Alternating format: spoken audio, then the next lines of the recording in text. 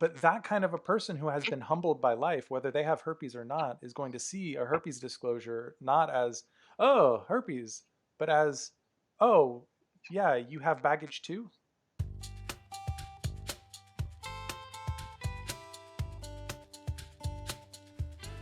Hi, I'm Adriel, creator of the Herpes Opportunity, which is all about positively shifting your mindset, disclosing to potential partners in a way that truly connects you, and ultimately finding the love that you want and deserve. Now, you can check out the free ebook linked in the description below about having the talk. And now, onto the video. I hope you enjoy it. If you ask someone who has a lot of shame in general or anxiety about life, intimacy, sex,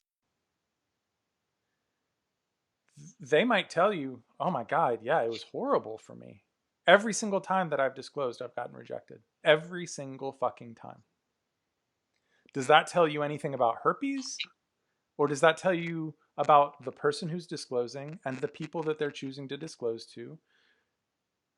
And there's a whole host of factors involved.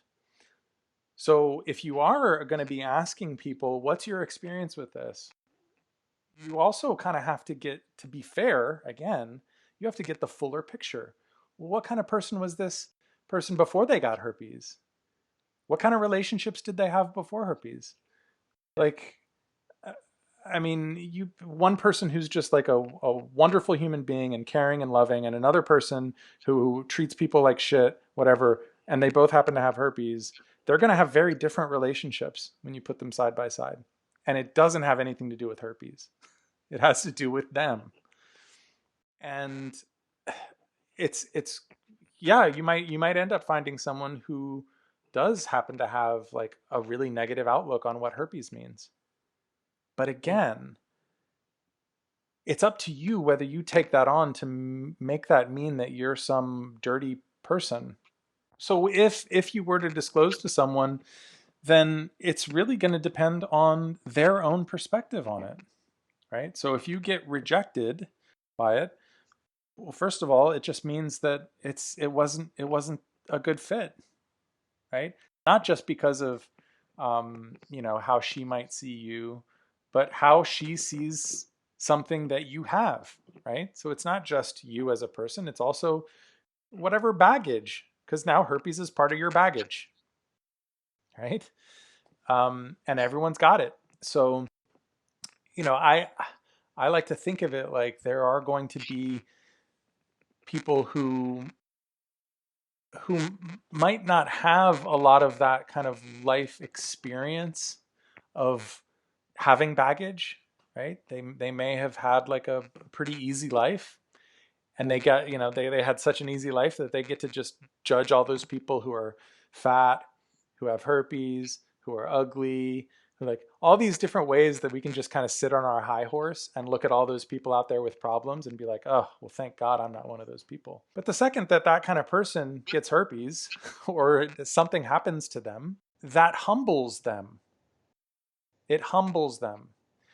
So that kind of person who then gets humbled by life, which eventually everyone does, eventually, some people, it just takes a longer time than others, right? But that kind of a person who has been humbled by life, whether they have herpes or not, is going to see a herpes disclosure not as, oh, herpes, but as, oh, yeah, you have baggage too? Okay, yeah, I have baggage, and this is my baggage, right? Cool. We're both adults. That's all that means, right? But if someone were to reject you solely on herpes, then it either means that they have a really, really negative association with a simple virus, or they haven't really gone through those things in life that would have humbled them to the extent where they could actually see that as just another thing that adults have to go through in life.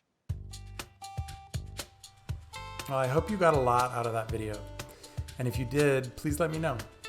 Please like, comment, and subscribe, and keep an eye out for more videos just like this.